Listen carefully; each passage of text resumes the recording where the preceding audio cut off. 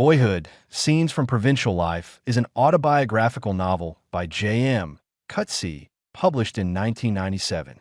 Drawing from his own childhood in South Africa, it was followed by the sequels Youth, Scenes from Provincial Life 2, and Summertime, with all three works later compiled into a single volume, Scenes from Provincial Life. Told in the third person, the narrative opens with a depiction of the Coetzee family home in Worcester, South Africa, when Coetzee is 10. The family has relocated from Cape Town, and life here seems harsher.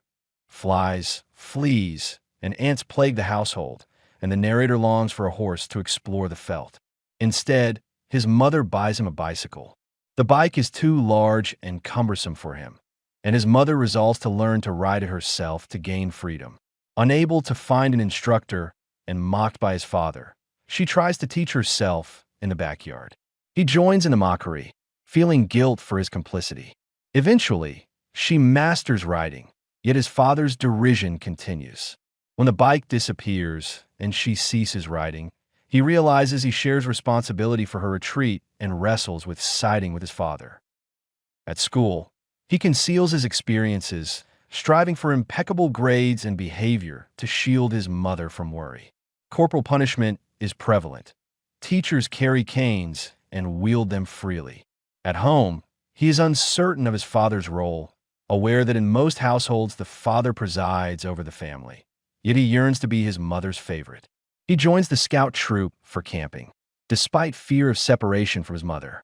Attempting to swim across a lake with the other boys, he nearly drowns but is saved by Michael, a popular and attractive peer, interpreting his survival as a sign of his own specialness. At school, he claims to be Roman Catholic, although his family holds no religion.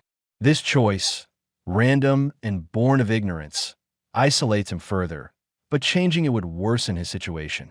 His curiosity leads him to seek out the Catholic Church. Similarly, his only exposure to Jews comes through his father's employer, Wolf Heller, brought to Worcester from Cape Town after his father's civil service career faltered. In parallel with his secret fascination for Catholicism, he harbors a quiet admiration for Russians despite the shadow of World War II. Although Afrikaans by heritage, he was raised speaking English, marking him as a minority. He suffers bullying from Afrikaner classmates and confronts prejudice and oppression. A black boy named Eddie, who once taught Coetzee to ride a bike, is flogged for a minor offense. Coetzee remains silent, complicit in the racially motivated punishment, and is haunted by his inaction. His feelings toward his father sour, and he comes to believe that a life without a father might be preferable. Though his father appears accomplished, trained as a lawyer, a soldier, athletic, these qualifications are undermined by repeated failures, leaving him ineffectual. When the circus comes to town, Coetzee and his brother wish to attend. Unable to afford 3 tickets, their mother buys 2 and waits outside in the sun while they enjoy the show. He recognizes this as a selfless act of love, yet finds himself incapable of reciprocating, feeling instead resentment. Aunt Annie suffers a fall. Initial optimism about her recovery gives way to decline, and she dies. He resists attending her funeral, claiming that sentimental ceremonies serve the living, not the dead, partly to wound his overbearing mother.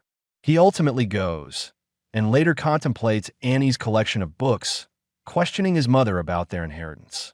Concerned that Annie's books may be lost if he does not read and remember them, he resolves to preserve their memory. Thank you for watching. If you enjoy this video, leave a like and subscribe.